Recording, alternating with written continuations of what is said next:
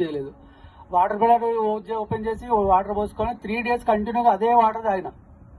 ఆ 3 days లో నాకు వచ్చిన యూరిన్ ఇన్ఫెక్షన్ వెళ్ళిపోయింది, ప్లస్ ఆ మంట వెళ్ళిపోయింది, ఆ కలర్ వెళ్ళిపోయింది, ఒక కిడ్నీ పెయిన్ కూడా వెళ్ళిపోయింది. దానికి ఒకసారి క్లాస్ పెట్టచ్చు. నేను హార్ట్ఫుల్గా చెప్తున్నాను, నాకు 3 days లో అంత మంచి రిజల్ట్. అంటే ఎన్నో సప్లిమెంట్స్ వాడినా కూడా నాకు రాలేదు. అది ఇంత ధైర్యంగా నేను ఏ కంపెనీలో కూడా మాట్లాడలేదు. ఇప్పటి వరకు 1 నిమిషం మాట్లాడితే నాకు షేక్ వస్తుండే. అంత హార్ట్ఫుల్గా నేను మాట్లాడుతున్నాను, చెప్తున్నాను నేను.